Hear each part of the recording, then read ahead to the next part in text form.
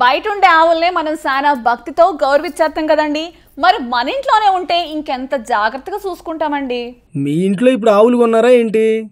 నీకు ఇష్టం తెలియడం లేదు అబ్బాయి. నువ్వు వేసే క్వశ్చన్లకు ఒక్కోసారి గిత్తలతో తొక్కిచ్చారని ఉండిద్ది నాకైతే. మరీ అంత కోపం వద్దులే అమ్మాయి, నువ్వు ఆవుల గురించి మాట్లాడుతుంటే డౌట్ వచ్చింది అంతే. ఇంట్లో ఆవులుంటే చిన్నపిల్లలు ఎంత గౌరవంగా చూసేస్తారో ఆ పాపం చూస్తుంటేనే మీకు అనిపించేస్తుందండి. కావాలంటే మీరే చూడండి ఆ ఎమోషన్ ఎంత బాగుందో.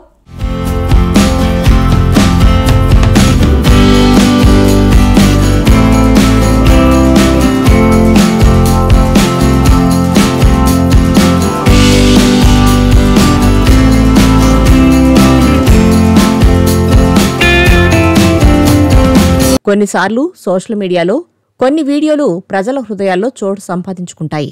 అలాంటిదే ఓ చిన్నారి వీడియో ఇప్పుడు అందరినీ ఆకట్టుకుంటోంది. ఒక చిన్నారి స్కూల్కు వెళ్లే ముందు తన ఆవు దగ్గరికి వెళ్లి ప్రేమగా లాలిస్తుంది. ఆవుతో మాట్లాడి ఆశీస్సులు కోరుతూ దాని పాదాలను తాకుతుంది. ఇది చూడడానికి ఏముంది అనుకుంటున్నారేమో, అందులోని ఎమోషన్ చాలా బలమైంది.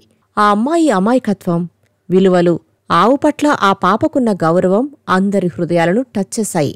మన దేశంలో ఆవును తల్లిగా భావిస్తారు, గోమాత అంటారు. మన సంస్కృతిలో ఆవు ఒక జంతువు మాత్రమే కాదు, భక్తి, ఆప్యాయత, కరుణకు ఓ సింబల్. ఆ చిన్నారికి ఆవు పట్ల ఉన్న ప్రేమ, భక్తి ఎన్ని కాలాలు మారినా మన విలువలు సజీవంగా ఉన్నాయనడానికి నిదర్శనంగా నిలుస్తోంది. ఆ వీడియోలో చిన్నారి స్కూల్ యూనిఫాంలో స్కూల్ బ్యాగ్ భుజంపై వేసుకుని ముఖంలో చిరునవ్వుతో కనిపిస్తుంది. ఇంటి నుంచి బయలుదేరే సమయంలో ఆవును దర్శించుకోవడం ఆ పాపకు అలవాటు. నెమ్మదిగా ఆవు దగ్గరికి వెళ్లి దాని తలను తాకుతూ తన వ్యక్తిగత అనుభవాన్ని పంచుకుంటున్నట్లుగా మాట్లాడుతుంది. ఆమె మాటలు చాలా ప్రేమగా, సరళంగా ఉంటాయి.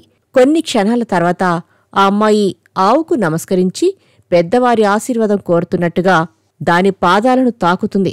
ఈ సీన్ భక్తిని మాత్రమే కాకుండా పాడితో మనకుండే సంబంధాల లోతును కూడా తెలియజేస్తుంది.